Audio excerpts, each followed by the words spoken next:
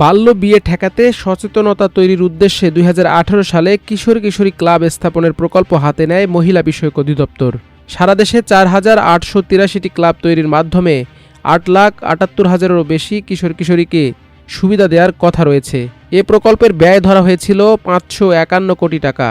এর মধ্যে ২৩৪ কোটি টাকাই ধরা হয় নাস্তার খরচ হিসেবে। ২০১৮ সালের এপ্রিলে প্রকল্পটি অনুমোদন দেয় আওয়ামী লীগ সরকার। প্রকল্পের মেয়াদ শেষ হওয়ার কথা ছিল ২০২০ সালের ডিসেম্বরে, কিন্তু ৭ বছর পেরিয়ে গেলেও প্রকল্পটি শেষ হওয়ার লক্ষণ নেই।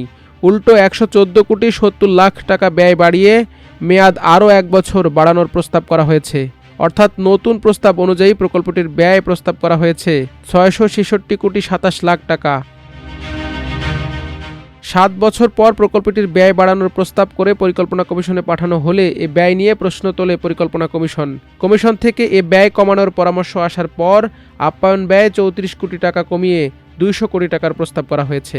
প্রকল্পটির প্রথম সংশোধিত প্রস্তাব মঙ্গলবার একনেক সভায় অনুমোদনের কথা রয়েছে। পরিকল্পনা কমিশন সূত্রে এসব তথ্য জানা গেছে।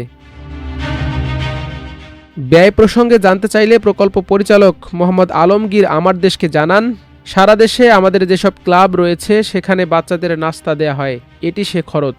কী ধরনের নাস্তা দেয়া হয় এমন প্রশ্নের জবাবে তিনি বলেন, বাচ্চাদের নাস্তায় ডিম, বিস্কুট ও কলা দেয়া হয়। প্রকল্পটির মূল উদ্দেশ্যে বলা হয়েছে সমাজের বিভিন্ন স্তরের প্রান্তিক কিশোর কিশোরীদের বাল্য বিয়ে প্রতিরোধ ও জেন্ডার বেসড ভায়োলেন্স প্রতিরোধে সক্ষম করা। এছাড়া সেক্সুয়াল ভায়োলেন্স প্রতিরোধও এ প্রকল্পের আরেকটি উদ্দেশ্য। অধিদপ্তর বলছে এটি বাস্তবায়ন হলে বাল্য বিয়ে প্রতিরোধ করা সম্ভব হবে। তাছাড়া sexual and reproductive health and rights এবং জেন্ডার বেসড ভায়োলেন্স বিষয়ক ঝুঁকি হ্রাস পাবে। এজন্য ১০ থেকে ১৯ বছর বয়সী কিশোর কিশোরীদের জেন্ডার বেসড ভায়োলেন্স কমানোর লক্ষ্যে অনুকূল ও বন্ধুত্বপূর্ণ পরিবেশ সৃষ্টি করা সম্ভব হবে। এ প্রকল্পের আওতায় ২,৯৫২ জন নারী উদ্যোক্তা তৈরি করারও আরেকটি উদ্দেশ্য রয়েছে।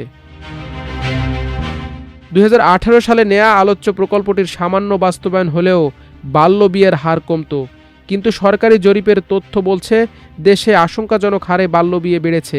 সর্বশেষ ২০২৩ সালের SVRS জরিপে বলা হয়েছে ওই বছর ১৫ বছরের কম বয়সীদের বাল্য বিয়ের হার বেড়ে ৮.২% দাঁড়িয়েছে। এর আগের বছর যা ছিল ৬.৫%। ২০২১ সালেও ছিল ৪.৭%।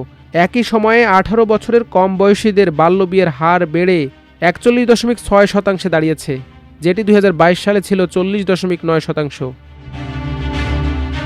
মাল্টিমিডিয়া ডেস্ক, আমার দেশ।